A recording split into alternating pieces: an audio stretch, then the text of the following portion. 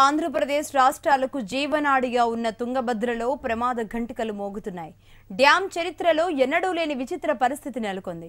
కర్ణాటకలో ఆశించిన వర్షాలు కురవకపోవడంతో నీటి మట్టం గణనీయంగా తగ్గిపోయింది. తుంగభద్ర డ్యాంపై ఆధారపడి సాగు చేసిన లక్షల ఎకరాల్లో పంటల సాగు ప్రశ్నార్థకంగా మారింది. రాయలసీమలో ఈ దఫా పంటలు చేతికొచ్చే పరిస్థితే కనిపించట్లేదు. కర్ణాటకలోని హాస్పేట వద్ద నిర్మించిన తుంగభద్ర డ్యాంకు 4 ప్రధాన కాలువలున్నాయి. కుడి కాలువ ద్వారా కర్ణాటకలోని బళ్ళారితో పాటు రాయలసీమలోని కర్నూలు, అనంతపురం, కడప జిల్లాల్లో సుమారు 6 లక్షల ఎకరాల ఆయకట్టు ఉంది. ఎడమ కాలువ కింద కర్ణాటకలోని కొప్పల్, బళ్ళారితో పాటు పలు ప్రాంతాల్లో 6 లక్షల ఎకరాలకు పైగా నీరందించాల్సి ఉంది. 1966లో డ్యాం నుంచి హెచ్ఎల్సీకి నీటి ప్రవాహం మొదలైంది. 150 టీఎంసీల సామర్థ్యంతో నిర్మించిన ఈ తుంగభద్రలో పూడిక భారీగా పేరుకుపోవడంతో 100 టీఎంసీలకు తగ్గిపోయింది. ఆంధ్రప్రదేశ్కు హెచ్ఎల్సీ ద్వారా 32 టీఎంసీల నీరు రావాల్సి ఉన్న 22 టీఎంసీల నీరు మాత్రమే వస్తోంది. గత ఏడాది డ్యాంలోకి పూర్తి స్థాయి నీరు చేరకపోవడంతో 16.5 టీఎంసీల నీటిని విడుదల చేశారు. ఈ ఏడాది ఆరంభం నుంచి గడ్డు పరిస్థితి నెలకొంది. డ్యాం చరిత్రలో ఎన్నడూ లేని విధంగా కనీసం 51 టీఎంసీలకు మించి నీరు రాలేదు. ఎగువ ప్రాంతాల నుంచి ఇన్ఫ్లో తగ్గిపోయింది. ఆయకట్టు కింద అనంతపురంలో సుమారు 60,000 ఎకరాల్లో పంటలు సాగు చేశారు. కర్నూలు, కడపకు నీరు రావాల్సి ఉంది. జిల్లాలో 2.3 లక్షల ఎకరాలకు సాగునీరు అందించాల్సి ఉన్నా ఆశించిన స్థాయిలో నీరు లేకపోవడంతో పంటలు ఎండిపోతున్నాయని రైతులు ఆవేదన వ్యక్తం చేస్తున్నారు. కర్ణాటక, ఆంధ్రప్రదేశ్ రాష్ట్రాల్లో కేవలం 4 లక్షల ఎకరాల్లో మాత్రమే రైతులు పంటలు సాగు చేశారు. నీటి మట్టం తగ్గిపోవడంతో ఆన్ అండ్ ఆఫ్ విధానాన్ని కొనసాగించాలని అధికారులు నిర్ణయించారు. దీంతో నవంబర్ 2 నుంచి నీటిని విడుదల చేయాలని భావిస్తున్నారు. అయితే ఏపీ నిర్ణయాన్ని కర్ణాటక నీటిపారుదల కమిటీ అంగీకరించడం లేదు. కర్ణాటక అభ్యంతరంపై ప్రభుత్వ చీఫ్ విప్ కాలువ శ్రీనివాసులు తుంగభద్ర డ్యాం అధికారులతో చర్చించారు.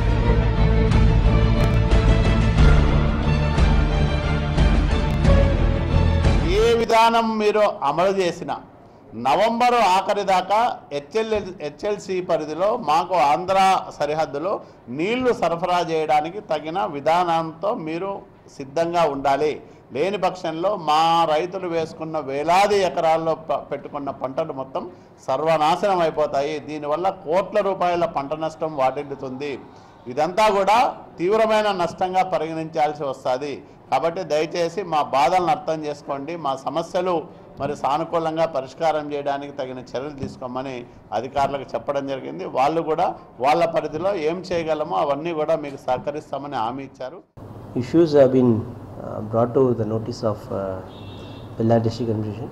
However, from our administration side, we have issued an order for constituting some teams, different constituting constituted teams, and we are also seeing that the interest of both sides are being addressed in a proper.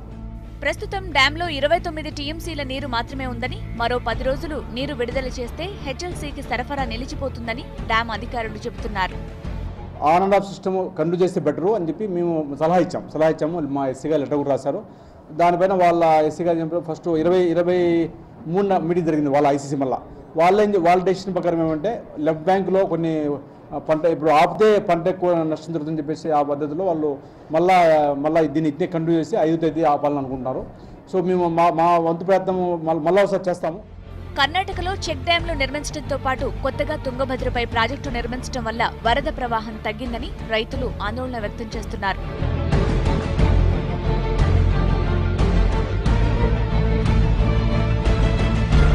Tungabhadra డ్యాంకు స్వయం ప్రతిపత్తి కలిగిన board ఉంది. ఇరు రాష్ట్రాలకు చెందిన ఉన్నతాధికారులతో చర్చలు జరిపి రైతులు నష్టపోకుండా చర్యలు తీసుకోవాలని తుంగభద్ర ఆయకట్టు రైతాంగం ప్రభుత్వాన్ని డిమాండ్ చేస్తోంది. నీటి విడుదల విషయంలో ఏపీ, తెలంగాణ మధ్య విభేదాలు తలెత్తుతున్నాయి. ఆయకట్టు రైతాంగాన్ని కాపాడుకునేందుకు కర్ణాటక అధికారులతో చర్చలు జరుపుతామని ప్రభుత్వ చీఫ్ విప్ కాల్వ శ్రీనివాసులు అన్నారు. గతంలో ఎన్నడూ లేని విధంగా ప్రమాద ఘంటికలు మోగించడంపై మా ప్రతినిధి ప్రవీణ్ మరింత సమాచారం అందిస్తారు.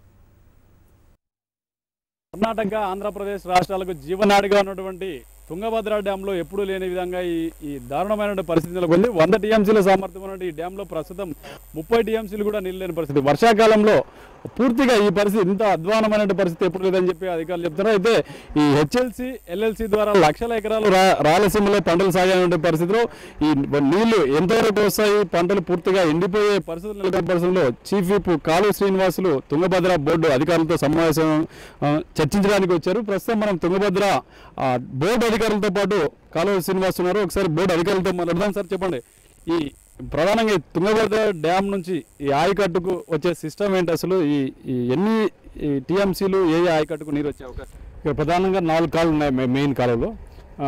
లెఫ్ట్ బ్యాంక్లో 2, రైట్ బ్యాంక్లో 2 ఉన్నాయి. రైట్ బ్యాంక్లో మన హెచ్ఎల్సీ అనేది హై లెవెల్ కెనాల్ ఎందుకంటే ఎక్కువ ఉంది. మళ్ళీ ఇక కూడా నది పైన కొన్ని ఆనకట్స్ ఉన్నాయి. ఈసారి వర్షపాతం కమాండ్లో మన క్యాచ్మెంట్ ఏరియాలో వర్షపాతం తక్కువ, మన కావేరీ బేసిన్ పక్కన ఉన్న తుంగభద్ర బేసిన్లో తక్కువ ఉంది కాబట్టి ఈసారి 100 టీఎంసీ కూడా మనం ఇల్లు క్రాస్ అయిపోయాము. ఈ ఆన్ అండ్ ఆఫ్ సిస్టమ్ కావచ్చు, పూర్తి డెడ్ స్టోరేజ్ పడిపోతున్న నేపథ్యంలో వాటర్ ఏ రకంగా ఇస్తారు, ఈ పంటలు ఏ రకంగా కాపాడే ప్రయత్నాలు చేస్తుంది బోర్డు? అదే అంటే నవంబర్ 1st వీక్ వరకు వాటర్ ఉన్నాయి. తర్వాత ఏమన్నా ఒక సైక్లోన్ వచ్చో లేకుంటే వేరే ఏమైనా ఆఫ్ అండ్ ఆన్లో ఆపేసి మళ్ళీ కొద్దిగా ఇన్ఫ్లో వస్తే మాత్రం మనం రక్షించడానికి ఛాన్స్ ఉంది.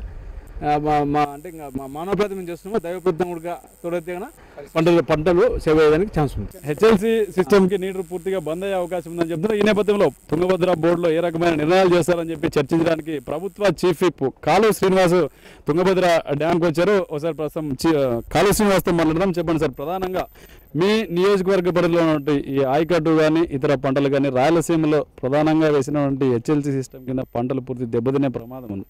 దీన్ని మీరు ఏ రకంగా అధిగమించబోతున్నారు? అధికారులకు మీరు ఇచ్చిన సూచనలు ఏంటి, వాళ్ళ నుంచి వచ్చిన ఇదేంటి?